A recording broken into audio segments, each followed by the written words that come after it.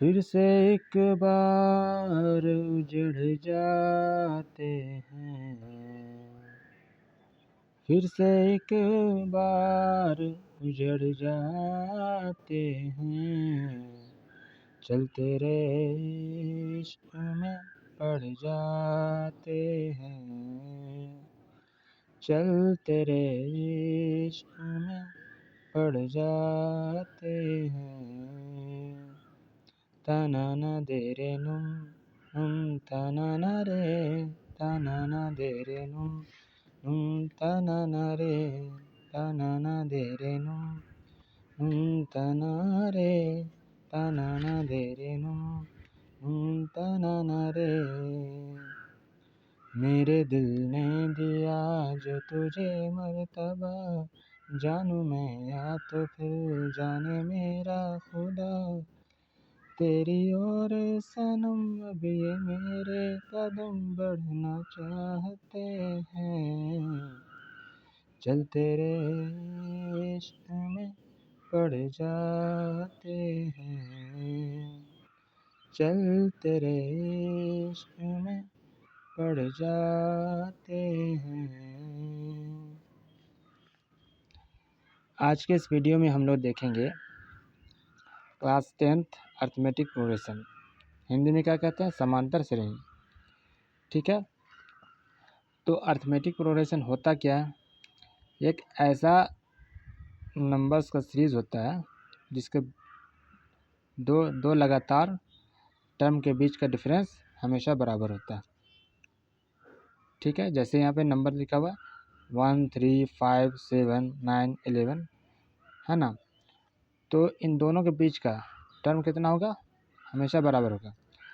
3 - 1 करेंगे तो 2 आएगा, 5 - 3 करेंगे तो 2 आएगा, 7 - 5 करें तो 2 आएगा। उसी तरह से दूसरा सीरीज लिखा हुआ है -20 -17 -14 -11। ठीक है, अगर हम पहला नंबर को देखें 1 3 5 7 9 11, अगर 3 - 1 करें तो 2 आ रहा, 5 - 3 करें तो 2 आ रहा, 7 - 5 करें तो 2 आ रहा। सेकेंड नंबर को देखें तो -20 -17 -14 -11, इस तरह से और भी नंबर होंगे। ठीक है, तो -20 -7 करें, सॉरी -17 -20 करें, यानी कि सेकंड टर्म में से पहला टर्म को घटाएं तो कितना आएगा, -17 + 20 = 3 के बराबर आ रहा। उसी तरीके से थर्ड टर्म में से सेकंड टर्म को घटाएं, यानी कि -14 - 17 तो कितना आएगा, -14 + 17, क्योंकि माइनस इंटू माइनस प्लस = 3। ठीक है, तो जो दो लगातार टर्म है ना, सक्सेसिव टर्म के बीच का डिफरेंस हमेशा बराबर होता है। ठीक है, तो जो बराबर टर्म आता है उसको क्या कहते हैं, कॉमन डिफरेंस कहते हैं, यानी कि सार अंतर। हिंदी में क्या कहते हैं, सार अंतर कहते हैं। यहाँ पे सभी के बीच का डिफरेंस 3 का, यहाँ पे 2 का डिफरेंस था तो सार अंतर कॉमन डिफरेंस 2 हुआ। यहाँ पे 3 का अंतर है तो कॉमन डिफरेंस सार अंतर 3 होगा।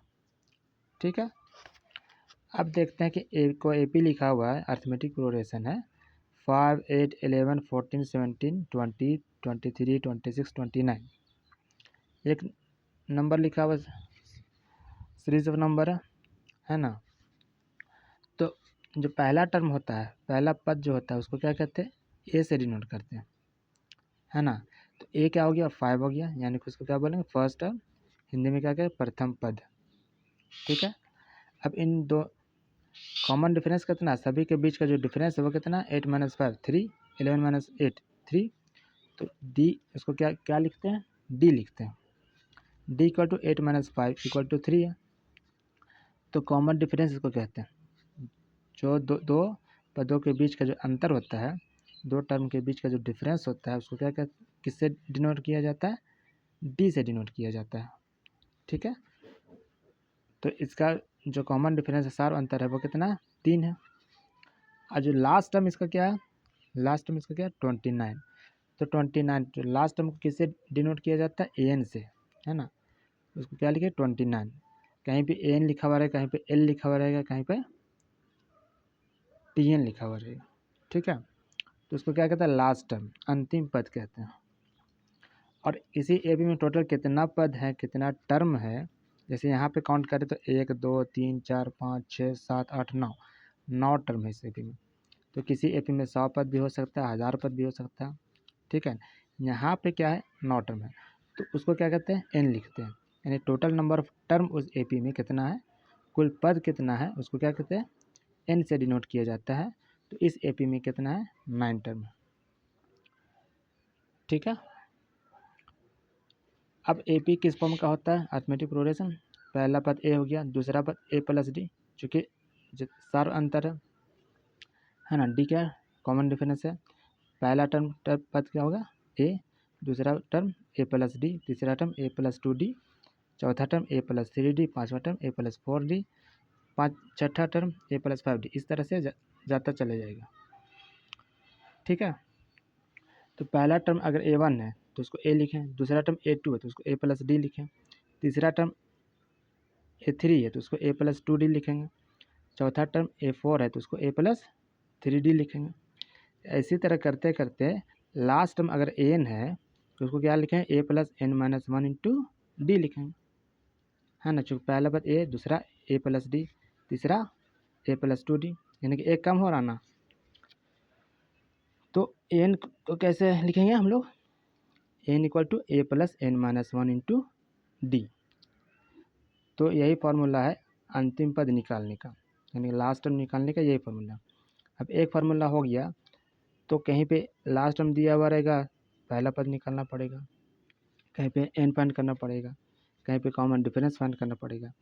तो सभी का रिलेशन यही, इसी रिलेशन से सभी निकल जाएगा, ठीक है। किसी किसी क्वेश्चन में N दिया हुआ रहेगा, A दिया हुआ रहेगा, D भी दिया हुआ रहेगा, टोटल नंबर ऑफ टर्म निकालना पड़ेगा। कहीं पे N दिया हुआ रहेगा, D दिया हुआ रहेगा, N भी दिया हुआ रहेगा, फर्स्ट टर्म निकालना पड़ेगा। किसी क्वेश्चन में A दिया हुआ रहेगा, N भी दिया हुआ रहेगा, D भी दिया हुआ रहेगा, लास्ट टर्म निकालना पड़ेगा, ठीक है। तो इसी से रिलेटेड एक क्वेश्चन को करते हैं हम लोग। पहले ये एक क्वेश्चन क्या है, NCERT एग्जाम्पलर का क्वेश्चन है, एक्सरसाइज 5.1 NCERT एग्जाम्पलर, ठीक है। In an AP if D यानी कि common difference is equal to -4 and N equal to 7, N equal to 4, then as, option है A 6 है, option B 7, option C 20, option D 28, ठीक है। Since we know that N last term equal to क्या होता है, A plus N minus 1 into D। N कितना दिया हुआ, 4 दिया हुआ, A हमको फाइंड आउट करना, तो A को A ही लिखते हैं। N कितना दिया हुआ, 7 दिया हुआ, तो 7 माइनस 1 इंटू कॉमन डिफरेंस कितना है, -4 है, ठीक है।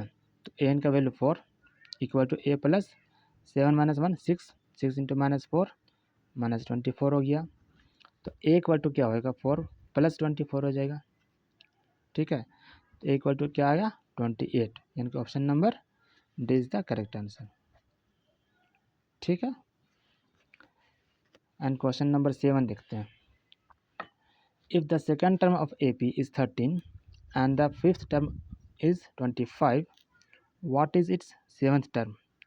किसी AP का दूसरा पद जो है वो 13 है और पांचवा पद जो है, फिफ्थ टर्म कितना है, 25 है, तो उसका सातवां पद सेवन्थ टर्म क्या होगा, उसको फाइंड आउट करना है, ठीक है। तो A2 हम लोग कैसे फाइंड करेंगे, A plus D equal to 13, A5 कैसे फाइंड करेंगे, A plus 4D equal to 25।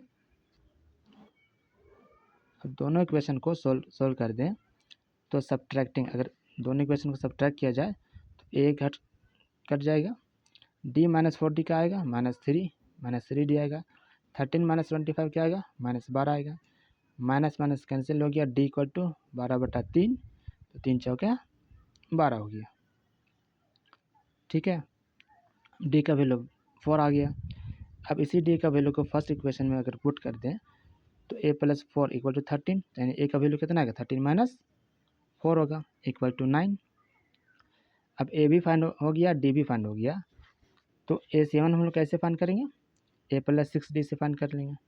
a का वैल्यू 9 आया और d का वैल्यू 4 आ रहा, तो 6 इंटू 4 कितना होगा 24, 24 प्लस 9 करें तो कितना आएगा 33, जो कि ऑप्शन नंबर बी में है। तो इसका करेक्ट आंसर क्या हुआ, option number B, that is 33।